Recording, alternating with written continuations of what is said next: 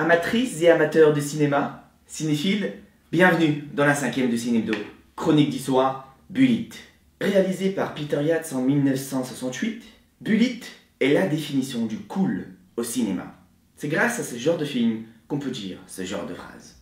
Le cinéma est un art. J'adore le cinéma. Waouh, ça me donne envie de faire des films. Pourquoi, me direz-vous? Car tout simplement, Bullitt est un pur film. Rappelez-vous, mesdames, mesdemoiselles et messieurs, ce qu'on avait déjà évoqué lors de la première du Cinébdo à propos de Mad Max. Le cinéma est un art, celui du mouvement, celui de raconter une histoire par des images. Et au-delà du scénario de Bullitt et de sa palpitante histoire, les images que nous propose le réalisateur nous plongent dans un univers bien précis, bien choisi. Celui de la classe, de la simplicité et du bon goût. Bullitt prouve que le meilleur moyen de raconter une histoire au cinéma, c'est la simplicité.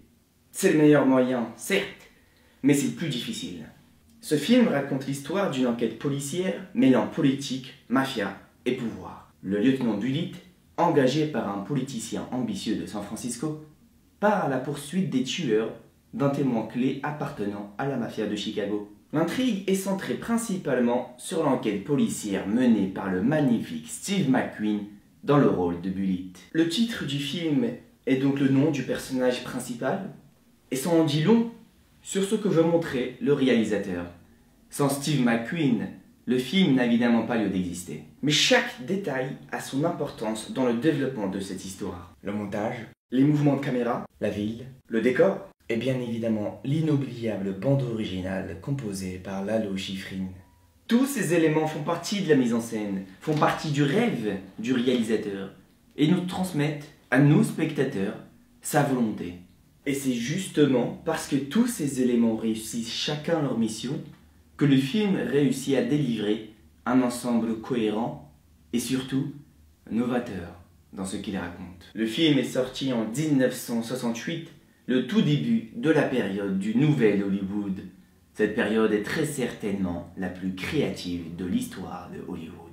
Inspiré des nouvelles vagues européennes cinématographiques, le Nouvel Hollywood est un laboratoire d'idées et reflète également le temps de liberté des années 60. Dans son livre Le Nouvel Hollywood, Peter Biskind raconte: à la fin des années 60, pour un jeune homme talentueux et ambitieux, le paradis sur Terre avait un nom: Hollywood. Pour faire court, une révolution est en marche. Les scénaristes et réalisateurs vont prendre le pouvoir des mains des producteurs tout-puissants qui dirigeaient jusque-là le tout Hollywood. La contre-culture a pris le pouvoir, elle a donné naissance à une nouvelle manière de faire du cinéma, et Bullitt en est l'exemple parfait. Le film est tourné dans les décors naturels de la ville de San Francisco. Tout cela participe à un souci de réalisme qui permet de mieux comprendre et de mieux capter l'univers du film. Les images reflètent cette époque où la création n'avait pas de limite. Les décors du film, les costumes nous racontent ça. Les années 60-70, une époque dont nous devons tous nous inspirer. Steve McQueen incarne justement cette création sans limite. Il est la classe. Les voitures que nous voyons dans ce film sont légendaires. La Ford Mustang qui conduit lors de la fameuse course-poursuite, la Dodge Charger, et sans oublier la Porsche 356C cabriolet. Ces voitures sont des objets de rêve, authentiques. Elles sont des objets de désir.